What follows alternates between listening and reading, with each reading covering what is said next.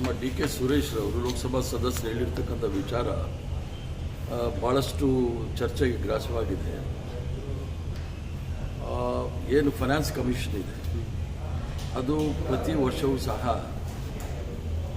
ಯಾವ ರಾಜ್ಯಕ್ಕೆ ಎಷ್ಟು ಹಣ ಕೇಂದ್ರದ ತೆರಿಗೆ ರೂಪದಲ್ಲಿ ಬಂದಿರತಕ್ಕಂಥ ಹಣ ಯಾವ ರೀತಿ ಅದನ್ನು ಸಂಪತ್ತನ್ನು ವಿಕೇಂದ್ರೀಕರಣಗೊಳಿಸಬೇಕು ಅಂತೇಳಿ ಡಿವಾಲ್ಯೂಷನ್ ಅಂತ ಏನು ಹೇಳ್ತೀವಿ ಅದನ್ನು ಮಾಡಬೇಕು ಅಂತ ತೀರ್ಮಾನ ತೆಗೆದುಕೊಳ್ಳುತ್ತೆ. ಉತ್ತರ ಪೂರ್ವ ರಾಜ್ಯಗಳು, ಅದರಲ್ಲಿ ಆದಾಯ ಕಮ್ಮಿ ಇರ್ತಕ್ಕಂಥ ರಾಜ್ಯಗಳು ಉತ್ತರ ಪೂರ್ವ ರಾಜ್ಯಗಳು, ಅಂದರೆ ನಾರ್ತ್ ಈಸ್ಟರ್ನ್ ಸ್ಟೇಟ್ಸ್ ಎಲ್ಲ ಸಣ್ಣ ಸಣ್ಣ ರಾಜ್ಯಗಳು, ಅಲ್ಲಿ ಆದಾಯ ಇಲ್ಲದೇ ಇರೋ ಸಂದರ್ಭದಲ್ಲಿ ಅದಕ್ಕೆ ನಾವು ಸಹಾಯಕವಾಗಿ ನಿಲ್ತಕ್ಕಂಥದ್ದು ನಮ್ಮೆಲ್ಲರ ಜವಾಬ್ದಾರಿ ಮತ್ತು ಕರ್ತವ್ಯ.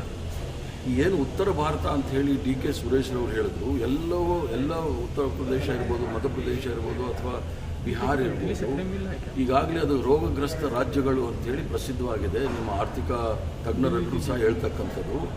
ಅವರು ಅಲ್ಲಿ ಉತ್ಪಾದನೆಯನ್ನು ಸೃಷ್ಟಿ ಮಾಡಿದರೆ ಆಗಿರ್ತಕ್ಕಂಥ, ಅಲ್ಲಿ ಉದ್ಯೋಗ ಸೃಷ್ಟಿ ಮಾಡಿದರೆ ಈ ಒಂದು ಕೆಟ್ಟ ಪರಿಸ್ಥಿತಿ ಬರ್ತಾ ಇರಲಿಲ್ಲ.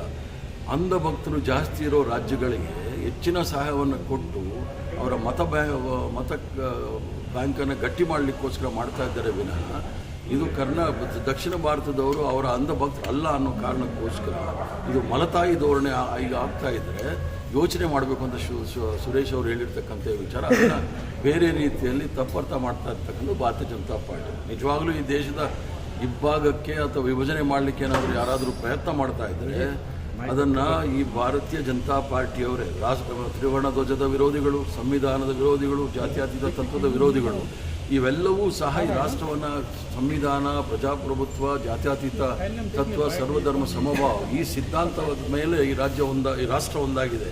ಅದರ ವಿರುದ್ಧವಾಗಿರ್ತಕ್ಕಂಥವರು ರಾಷ್ಟ್ರದ ಬಗ್ಗೆ ಮಾತಾಡೋಕ್ಕೆ ಇವ್ರಿಗೆ ಏನೇ ನೈತಿಕ ಹಕ್ಕಿಲ್ಲ. ಈಗ ಡಿ ಕೆ ಸುರೇಶ್ ಅವರ ಹೇಳಿಕೆಯನ್ನು